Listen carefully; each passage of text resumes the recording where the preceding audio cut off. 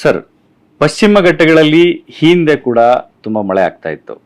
ಆದರೆ ಇತ್ತೀಚಿನ ಕೆಲ ದಿನಗಳಲ್ಲಿ ಗುಡ್ಡ ಕುಸಿತ ಅನ್ನತಕ್ಕಂಥದ್ದು ಅತ್ಯಧಿಕವಾಗಿದೆ. ಇದಕ್ಕೆ ಏನು ಕಾರಣ ಅಂತ ಹೇಳೋದಕ್ಕೆ ಇಷ್ಟಪಡ್ತೀರಾ?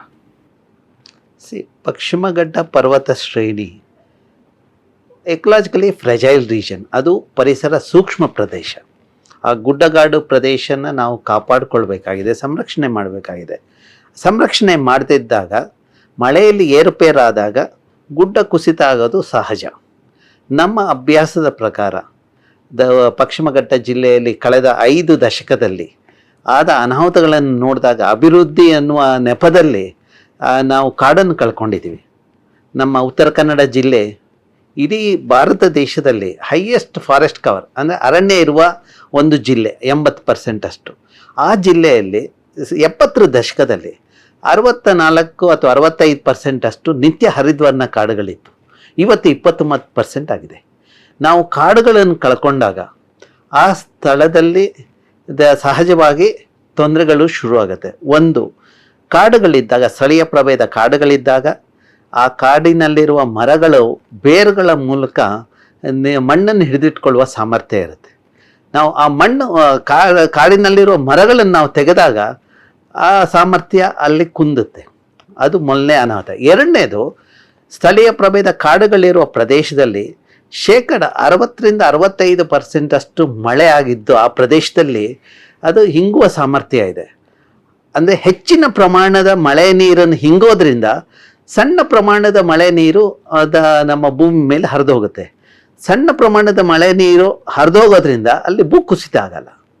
ಓಕೆ, ನಮ್ಮ ಅಭ್ಯಾಸದ ಪ್ರಕಾರ ಯಾವ ಜಲನಯನ ಪ್ರದೇಶದಲ್ಲಿ ಸ್ಥಳೀಯ ಪ್ರಭೇದದ ಕಾಡುಗಳಿದೆಯೋ ಅಲ್ಲಿ 12 ತಿಂಗಳು ನೀರು ಲಭ್ಯತೆ ಇದೆ. ಎಲ್ಲಿ ನಾವು ಕಾಡನ್ನು ತೆಗೆದು ಅಭಿವೃದ್ಧಿ ನೆಪದಲ್ಲಿ ನಡುತಪ್ಪು ಮಾಡಿದ್ದೀವೋ ಅಲ್ಲಿ 6-8 ತಿಂಗಳು ಮಾತ್ರ ನೀರಿನ ಲಭ್ಯತೆ ಇದೆ. ಎಲ್ಲಿ ನಾವು 30%ಗಿಂತ ಕಾಡನ್ನು ಇಟ್ಕೊಂಡಿದ್ದೀವೋ ಅಲ್ಲಿ ಮಳೆಗಾಲದಲ್ಲಿ 4 ತಿಂಗಳು ಮಾತ್ರ ನೀರಿನ ಲಭ್ಯತೆ ಇದೆ. ಈಗ ಇದಕ್ಕೂ ಮತ್ತು ಜನರಿಗೂ ಇರುವ ಒಂದು ಬಾಂಧವ್ಯ ನೀವು ನೋಡಬೇಕಾದ್ರೆ, ಎಲ್ಲೆಲ್ಲಿ ಕಾಡಿದೆಯೋ, ಸ್ಥಳೀಯ ಪ್ರಭೇದ ಕಾಡುಗಳಿದೆಯೋ, ಸುತ್ತಮುತ್ತ ಹಳ್ಳಿಗಳಲ್ಲಿ 12 ತಿಂಗಳು ನೀರು ಸಿಕ್ಕೋದ್ರಿಂದ ಅಲ್ಲಿಯ ಜನ ಮಲ್ಟಿಪಲ್ ಕ್ರಾಪ್ ಬೆಳೀತಾರೆ. ಅಂದರೆ ವರ್ಷಕ್ಕೆ 2 ಅಥವಾ 3 ಬೆಳೆಗಳನ್ನು ಬೆಳೀತಾರೆ. ಎಲ್ಲಿ ಮಳೆಯ ಪ್ರಮಾಣ ಕಡಿಮೆ ಇದೆಯೋ, 4 ತಿಂಗಳು ಮಾತ್ರ ಇದೆಯೋ, ಅಲ್ಲಿ ಒಂದೇ ಒಂದು ಬೆಳೆಯನ್ನು ಬೆಳೆಯೋಕ್ಕೆ ಸಾಧ್ಯ. ಈಗ ಅದನ್ನು ಬೆಳೆಯೋದ್ರಿಂದ ಅವರ ಆದಾಯದಲ್ಲಿ ಏನು ಏರ್ಪೇರಾಗಿದೆ ಅನ್ನೋದಕ್ಕೆ, ಎಲ್ಲೆಲ್ಲಿ ಸ್ಥಳೀಯ ಪ್ರಭೇದ ಕಾಡುಗಳಿದೆಯೋ ಅಲ್ಲಿ ಬೆಳೆಯೋ ಬೆಳೆಗಳು 3 ಅಥವಾ ಕ್ಯಾಶ್ ಕ್ರಾಪ್ ಇರ್ಬೋದು, ಕಬ್ಬು, ಆ ರೀತಿಯ ಕ್ಯಾಶ್ ಕ್ರಾಪ್ ಬೆಳೆದಾಗ ಅವ್ರಿಗೆ ಆದಾಯ ಒಂದು ವರ್ಷಕ್ಕೆ 1,54,000 ರೂಪಾಯಿ 1 ಎಕರೆಗೆ ಇದೆ. ಅದೇನೇ ಎಲ್ಲಿ ಕಾಡು ಹಾಳಾಗಿದೆಯೋ, ಅಭಿವೃದ್ಧಿ ನೆಪದಲ್ಲಿ ನಾವು ಕಾಡನ್ನು ನುಂಗಿದೀವೋ, ಅಲ್ಲಿ ಜನಕ್ಕೆ 32,000 ರೂಪಾಯಿಯಷ್ಟು 1 ಎಕರೆಗೆ ಆದಾಯ ಇದೆ. ಎರಡನೇ ಇದು ಇಳುವರಿ ನೀವು ನೋಡಿದಾಗ, ಎಲ್ಲೆಲ್ಲಿ ಸ್ಥಳೀಯ ಪ್ರಭೇದ ಕಾಡುಗಳಿದೆಯೋ ಅಲ್ಲಿ ಪರಾಗಸ್ಪರ್ಶ ಕ್ರಿಮಿಗಳು ಬಹಳಷ್ಟು ಇದೆ. ವಿಧ ವಿಧವಾದ ವೈವಿಧ್ಯತೆ ಇರೋದ್ರಿಂದ ಮತ್ತು ಅಬಂಡೆಂಟ್ ಆಗಿರೋದ್ರಿಂದ ಅಲ್ಲಿ ಪರಾಗಸ್ಪರ್ಶ ಕ್ರಿಯೆ ಬಹಳ ಚೆನ್ನಾಗಾಗುತ್ತೆ. ಸ್ಪರ್ಶ ಕ್ರಿಯೆ ಆದಾಗ ನಮ್ಮ ಇಳುವರಿಯಲ್ಲಿ ಜಾಸ್ತಿ ಸಿಗುತ್ತೆ. ಎಲ್ಲಿ ಸ್ಥಳೀಯ ಪ್ರಭೇದ ಕಾಡುಗಳಿದೆಯೋ ಸುತ್ತಮುತ್ತ ಹಳ್ಳಿಲಿರೋ ಜನರಿಗೆ ಭತ್ತ ತಗೊಂಡ್ರೆ 14-18 ಕ್ವಿಂಟಲ್ ಅಷ್ಟು 1 ಎಕರೆಗಿದ್ರೆ, ಎಲ್ಲಿ ಕಾಡು ಹಾಳಾಗಿದೆಯೋ ಅಲ್ಲಿರುವ ಸುತ್ತಮುತ್ತ ಜನರಿಗೆ ಬೆಳೆಯೋ ಬೆಳೆಯಲ್ಲಿ ಇಳುವರಿ ನೋಡಿದಾಗ ಭತ್ತ 6-8 ಕ್ವಿಂಟಲ್ ಇದೆ. ಈಗ ನಮ್ಮ ದೇಶ, ಭಾರತ ದೇಶ ಬಡ ದೇಶ. ಭಾರತ ದೇಶದಲ್ಲಿ 65% ಅಷ್ಟು ಜನ ರೈತರು. ಅವರ ಆದಾಯ ನಾವು ದ್ವಿಗುಣ ಮಾಡಬೇಕಾದ್ರೆ 6-8 ಕ್ವಿಂಟಲಿಂದ 14-18 ಕ್ವಿಂಟಲ್ ಮಾಡಬೇಕಾದ್ರೆ ಕಾಡುಗಳ ಅವಶ್ಯಕತೆ ಇದೆ. ಕಾಡುಗಳಿದ್ದಾಗ, ಜಲನಯನ ಪ್ರದೇಶದಲ್ಲಿ ಕಾಡುಗಳಿದ್ದಾಗ ನೀರು ಸಮೃದ್ಧಿಯಾಗಿ ಸಿಗುತ್ತೆ.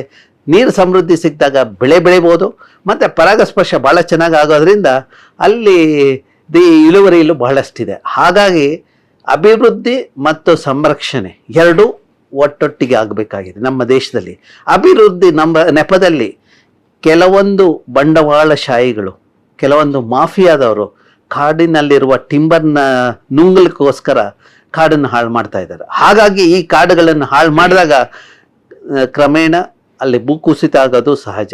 ನೀವು ಕಾರವಾರದಲ್ಲಿ ನೋಡ್ಬೋದು, ಉತ್ತರ ಕನ್ನಡ ಜಿಲ್ಲೆಯ ಶಿರೂರು ನೋಡ್ಬೋದು, ಅಲ್ಲೆಲ್ಲ ಆಗ್ತಾ ಇರೋದು ಕಾಡುಗಳ ನಾಶ. ಎರಡನೇ ಅನಾಹುತ ಅಲ್ಲಿ ಆಗ್ಲಿಕ್ಕೆ ಕಾರಣ ಅಂದರೆ ಅಭಿವೃದ್ಧಿ ನೆಪದಲ್ಲಿ ನಾವು ರಸ್ತೆಗಳನ್ನು ನಿರ್ವಹಿಸ್ತಾ ಇದ್ದೀವಿ. ರಸ್ತೆಗಳನ್ನು ಮಾಡುವಾಗ ಸೈಂಟಿಫಿಕ್ ಪ್ರಿನ್ಸಿಪಲ್ ನಾವು ಅಳವಡಿಸ್ತಾ ಇಲ್ಲ. The linear project vertical cut ಮಾಡಿ ಅಲ್ಲಿ ಡಿಸ್ಟೆಬಿಲೈಸ್ ಮಾಡ್ತಾ ಇದ್ದೀವಿ. ರಸ್ತೆ ಮಾಡುವ ಇಂಜಿನಿಯರ್ಗೆ ಬರೀ ರಸ್ತೆಯನ್ನು ಕಟ್ಟೋದು ಮಾತ್ರ ಗೊತ್ತಿದೆ ಹೊರತು ಆ ಪ್ರದೇಶದ ಶಿಥಿಲತೆಯನ್ನು ಕಡಿಮೆ ಮಾಡೋದು ಹೇಗೆ ಅನ್ನೋದು ಅವ್ರಿಗೆ ಗೊತ್ತಿಲ್ಲ. ಹಾಗಾಗಿ ಅದರಿಂದ ನಮ್ಮ ಶಿರೂರು ಗುಡ್ಡ ಕುಸಿತು, ನಮ್ಮ ಉತ್ತರ ಕನ್ನಡ ಜಿಲ್ಲೆಯಲ್ಲಿ ಮತ್ತು ಚಿಕ್ಕಮಗಳೂರು ಸುಮಾರು ಕಡೆ ಎಲ್ಲೆಲ್ಲಿ ರಸ್ತೆಗಳು ಅನ್ಸೈಂಟಿಫಿಕ್ ಆಗಿದೆಯೋ, ಕೊಡಗಿನಲ್ಲಿ ಎಲ್ಲ ಕಡೆ ನಾವು ಭೂಕುಸಿತ ನೋಡಲಿಕ್ಕೆ ಮೂಲ ಕಾರಣ ಅನ್ಸೈಂಟಿಫಿಕ್ ಡೆವಲಪ್ಮೆಂಟಲ್ ಪ್ರಾಜೆಕ್ಟ್ಸ್.